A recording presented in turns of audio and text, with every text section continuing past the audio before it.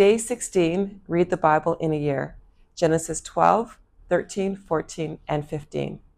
Genesis 12. Now the Lord said to Abram, "Go from your country and your kindred and your father's house to the land I will show you. I will make of you a great nation, and I will bless you and make your name great, so that you will be a blessing. I will bless those who bless you, and the one who curses you I will curse. And in you all the families of the earth shall be blessed." So Abram went, as the Lord had told him, and Lot went with him. Abram was 75 years old when he departed from Haran. Abram took his wife Sarai and his brother's son Lot, and all the possessions that they had gathered, and the persons whom they had acquired in Haran. And they set forth to go to the land of Canaan. When they had come to the land of Canaan, Abram passed through the land to the place at Shechem, to the oak of Moreh. At that time, the Canaanites were in the land. Then the Lord appeared to Abram and said, "To your offspring I will give this land."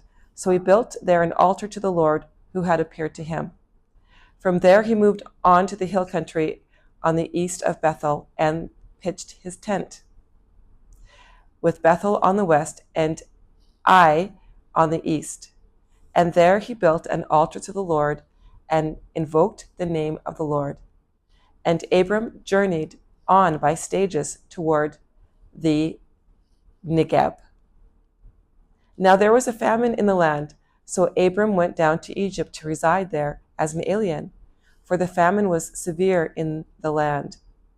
When he was about to enter Egypt, he said to his wife Sarai, "I know well that you are a woman, beautiful in appearance, and when the Egyptians see you, they will say, 'This is his wife.' Then they will kill me, but they will let you live. Say you are my sister, so that it may go well with me because of you, and that my life may be spared on your account." When Abram entered Egypt, the Egyptians saw that the woman was very beautiful. When the officials of Pharaoh saw her, they praised her to Pharaoh, and the woman was taken into Pharaoh's house. And for her sake, he dealt well with Abram, and he had sheep, oxen, male donkeys, male and female slaves, female donkeys, and camels. But the Lord afflicted Pharaoh and his house with great plagues because of Sarai, Abram's wife. So Pharaoh called Abram and said, "What is this you have done to me? Why did you not tell me that she was your wife? Why did you say, 'She is my sister,' so that I took her for my wife? Now then, here is your wife. Take her and be gone." And Pharaoh gave his men orders concerning him, and they set him on the way with his wife and all that he had. Genesis chapter 13. So Abram went up from Egypt, he and his wife and all that he had, and Lot with him into the Negeb. Now Abram was very rich in livestock, in silver and in gold. He journeyed on by stages from the Negeb as far as Bethel, to the place where his tent had been at the beginning, between Bethel and Ai, to the place where he had made an altar at the first. And there Abram called on the name of the Lord.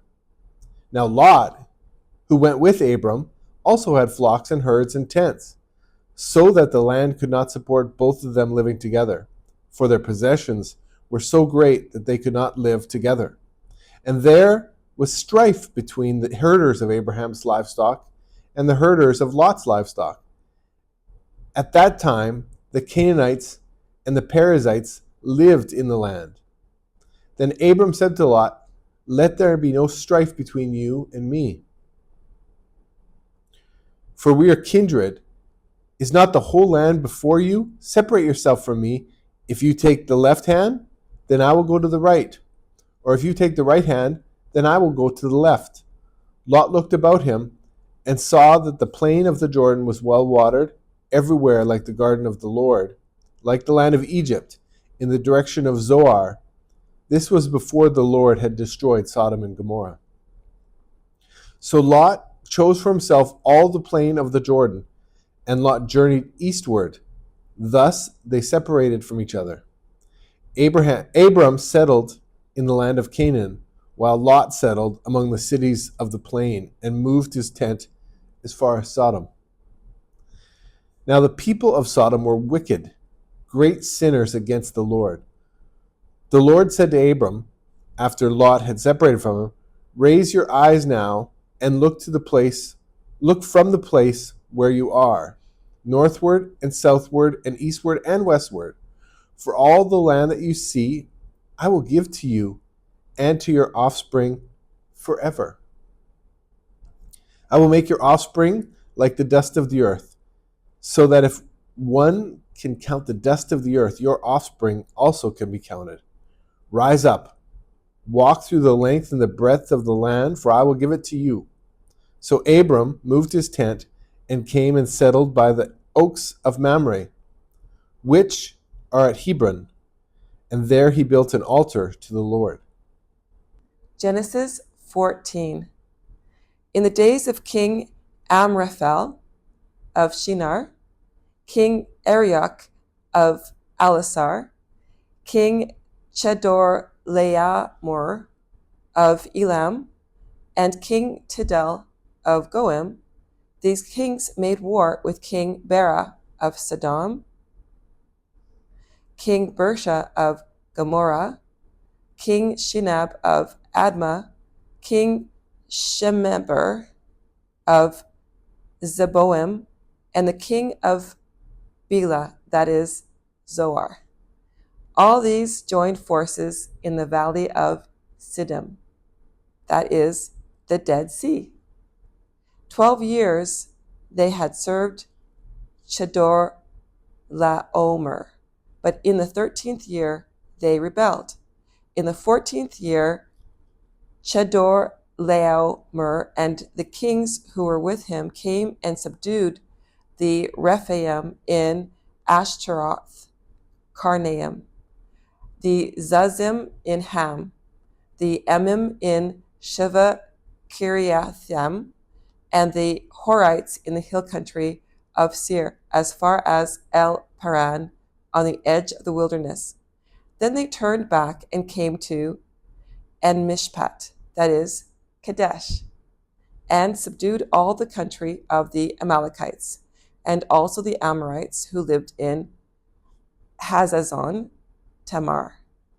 Then the king of Sodom, the king of Gomorrah, the king of Admah, the king of Zeboim, and the king of Bela, that is, Zoar, went out, and they joined battle in the valley of Siddim with King Chedorlaomer of Elam, King Tidal of Goim, King Amraphel of Shinar, and King Arioch of Elasar.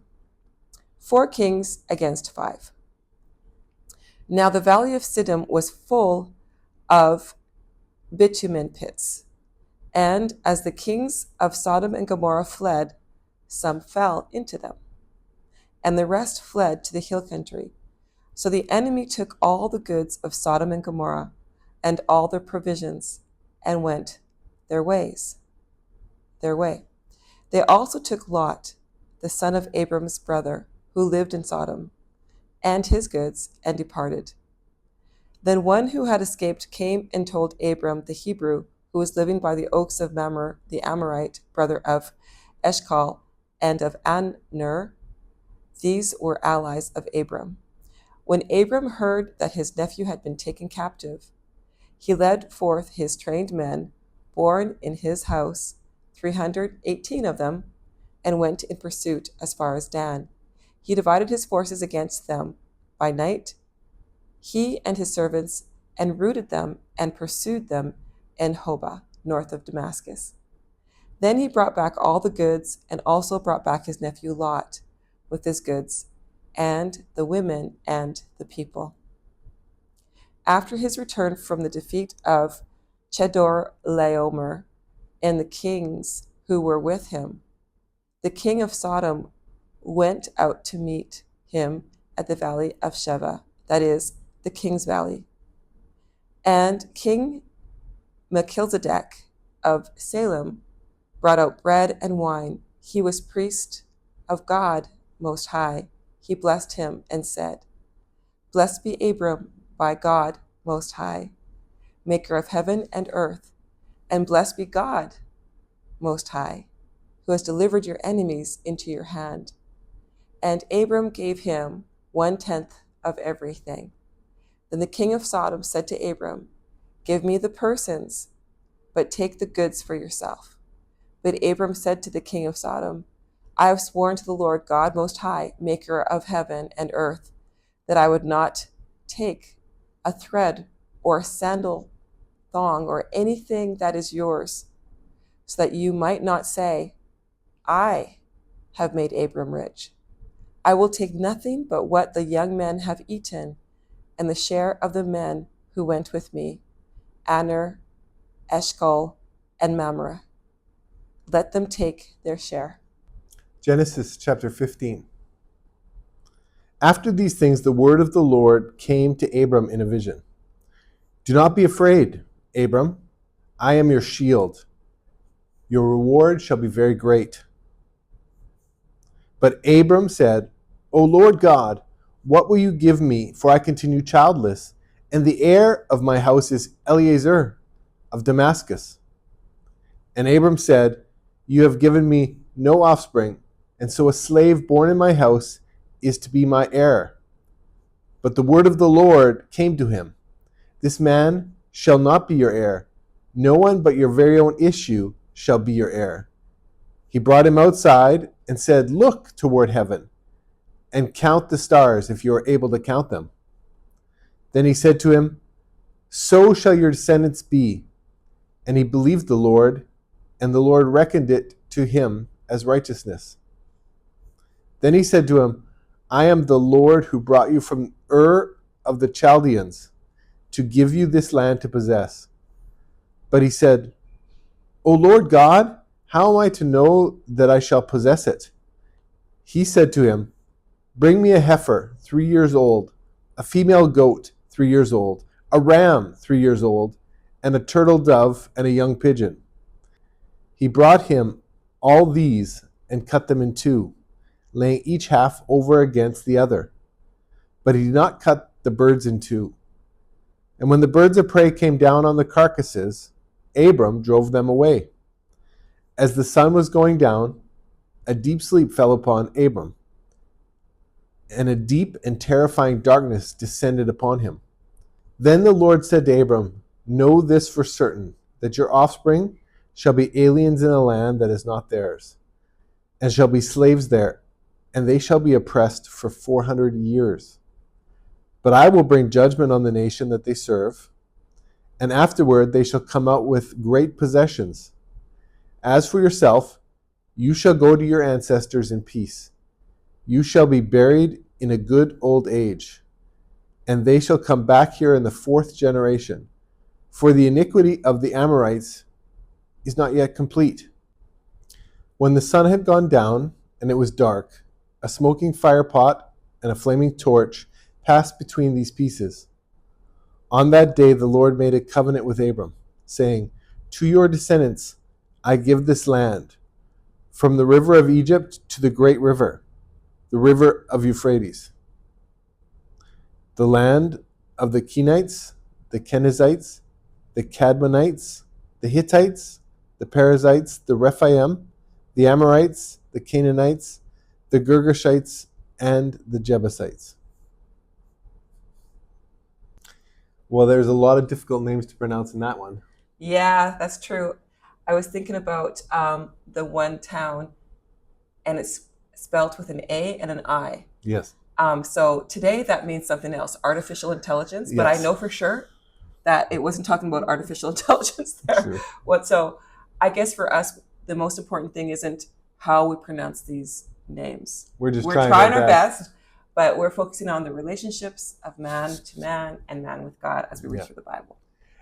It's really, this is a great story. It's the kind of the genesis of God choosing to partner with people And Abram is the guy he chooses to partner. And it's amazing to see that he was not the most perfect guy. You know, you hear some of the stories there about telling the Egyptians that his wife was actually his sister because he didn't want to get into trouble. But yet God chooses to partner with him anyway. Yeah. It's interesting how God said as well that it was God that was going to make him great. Yeah. And later on, he didn't take some of the gifts or some of the prizes that he could have later on because he didn't want anybody to say this came from man, but just to show that anything that he got, any blessings that he got, any wealth that he got, to make it very clear that this was from God. He wanted to make sure that God got all the glory. Yeah. And God reminds Abram at one point, he says, Abram, don't be afraid. I am your shield. It has to remind him. I think in our fallibility as humans, we can easily give in to fear, but God says, trust me. Yeah, and I thought it was so interesting when it says that God said to Abram, don't worry, I am going to give you offspring. So many offspring that he's like, can you count sand? Well, that's how many offspring I'm going to give you. You won't even be able to count them all. Yeah. And today, the Jews and the Christians, we still recognize Abram to this day. But one thing that I thought was so amazing was that his righteousness was credited as righteousness because he believed God. Yes. He just said, okay, like he had faith. And I see where his faith is because he just trusted, okay, God said it, it's going to happen. And God's like, wow, that is righteous. Mm-hmm. And it's interesting because his faith wasn't just a belief. He acted, he lived out differently than the rest of the world. You know, like the story where he didn't take the possessions because he trusted God. Yeah. It just shows us here how much Abram had faith in God, and the faith was shown through his action, through his life. It wasn't just a faith without any actions. Yeah. It was proven by and through the way he lived. The way he lived in his actions. Yeah, that's great. Well, join us again tomorrow for day number 17. Have a great day.